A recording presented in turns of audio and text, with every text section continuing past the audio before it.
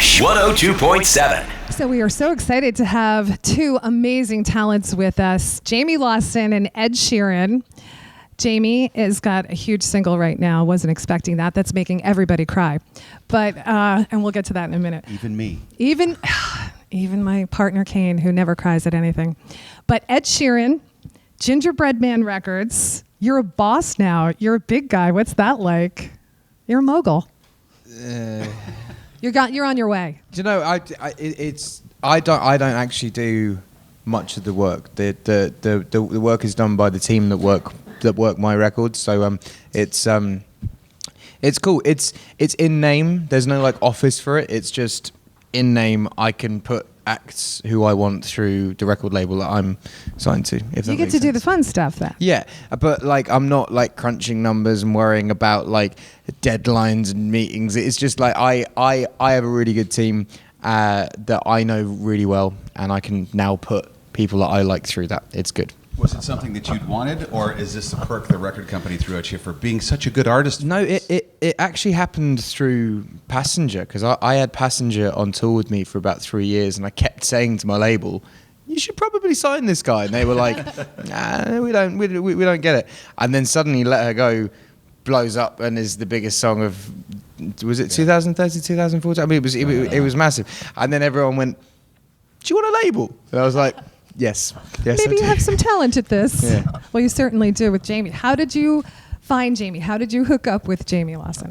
Same story as Passenger. We just gigged a lot back in the day, and we played pub gigs together, and then we reconnected about a year ago, which was around the time that people were sniffing out saying, "Would you like a label?" And it was just a no-brainer with Jamie. But I think he thought I was joking to begin with. He was very drunk when he said, when he first mentioned it, he was. That's not different. Like I'm always drunk. You're still you, even drunk, right? I'm always drunk. I just assumed he was joking. So he did text me the next day and said, "No, I'm serious." So he called you. Yeah. And so that's how you knew he was drunk. Yeah. So drunk testing. Sometimes drunk texting works out well. I woke up in the morning and I was like, I don't think he thought I was being serious. So I did. That's why I texted you to like make sure you knew. Like, oh, he's sober now, but I might have been drunk then as well. It's I true. might still be drunk. Could be drunk. This could just all be continuous. There is never a sober moment.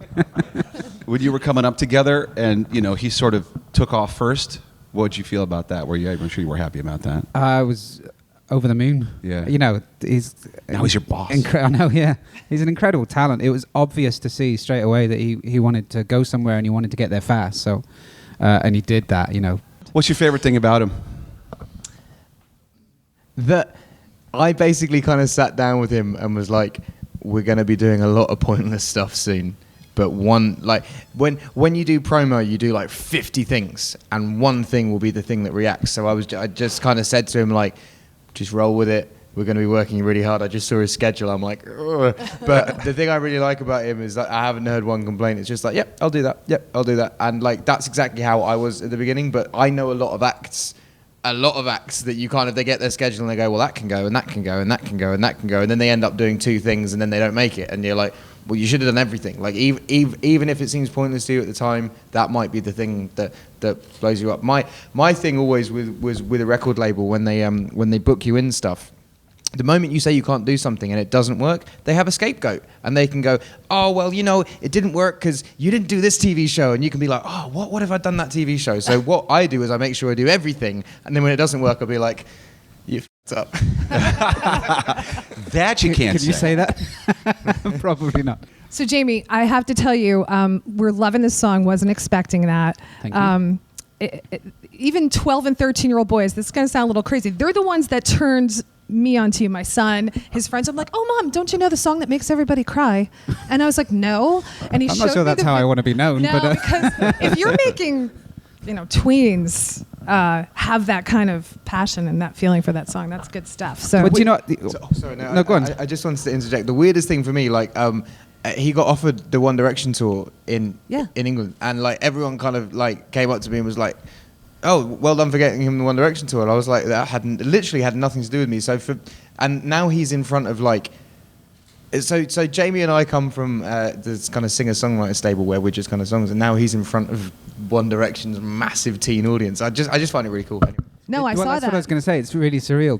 I'm now opening for One Direction, which is obviously a huge tween market, Yes. and they seem to be loving it. And I was very, very unsure how they would react to, a solo acoustic songwriter when they're probably used to, 5 Seconds of Summer or Little Mix or something in the UK, I guess. And they seem to be, they're all coming and saying hello after I'm done, and it's amazing. The reaction's been incredible. I saw it on social media. It was incredible, and I'm glad for you for that. But Thank not you. only the tweens, but Ed, I think you're going to have to watch out. Thinking Out Loud used to be the wedding song. Looks like I wasn't expecting that. Might have a little competition I there. don't mind. I don't mind. I make money on both of them. It's good. This is true. You win all around.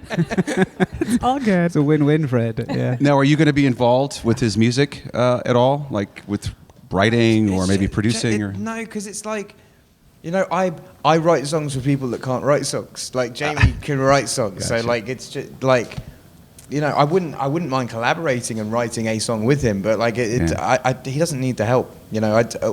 All I had to do is come in, introduce him to the team that blew me up, and let him go. And that's like, I don't really need to do much else. You've said you're kind of a private person. Is anything going to change on that front?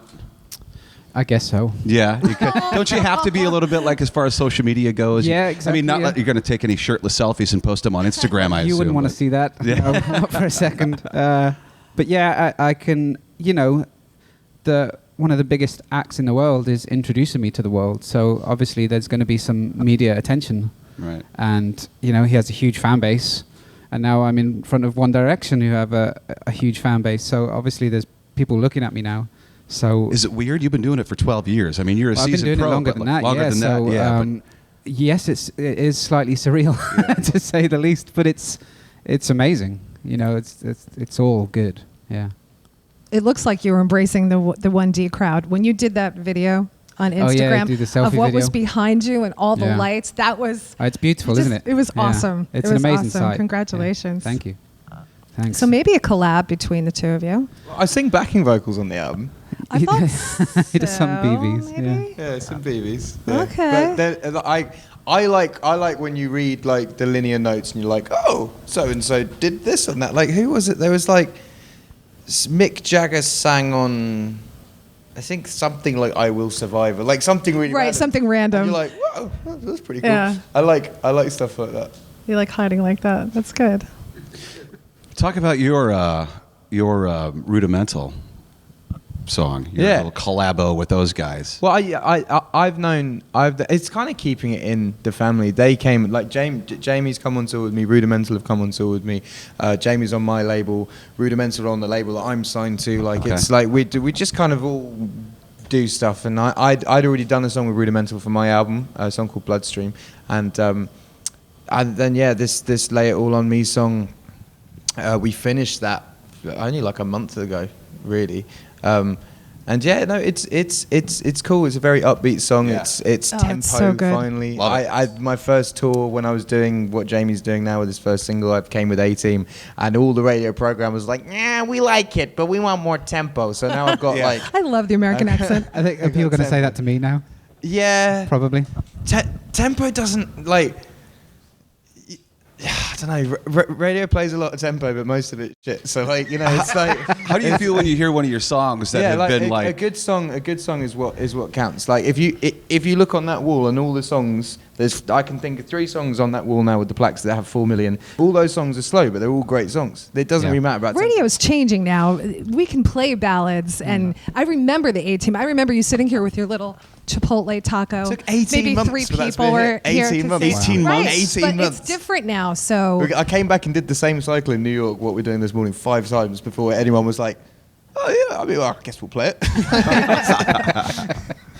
But yeah, you just kind of have to break down the door, Well, you're helping Jamie kick down this door too, so I'm sure you appreciate that. Is it nice for to have sure. him come around with you Yeah, instead absolutely. of doing it yourself? Yeah, it's really nice. Yeah, I mean, what bigger compliment can there be than Right. one of the Well, biggest acts saying, "I think this is very good." We Yeah.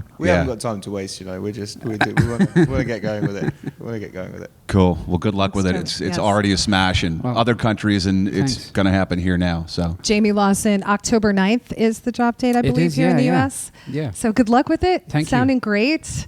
Ed, can't wait to have the next thing from you too. yeah, when is that? I was going to ask. The Rudimental, is that the last thing we're going to hear in a That's the while, last or thing, what? Yeah, I'm peacing out for a bit. Are We need a you? little break, a little Peacing out. vacay. But I got a movie coming out. Movie? Yeah, well, it's like a concert film. I didn't know it was a concert. I didn't know it was like a proper thing. I thought we were going to Oh, shoot Wembley. it. Yeah, we were going to shoot it for a DVD, but now it's going in cinemas and shit, so that's like, That's good stuff. it's all right. You can Very see it cool. in cinemas. I got premiere and everything. Oh, red good. carpet. Actually, no, it's going to be a green carpet. So much better. course it They're is. so much more Brand fun. Of course it is. Yeah. Well, thanks for coming by, you Thank- guys. no worries, no worries. Congratulations Thank on you all the so much. success.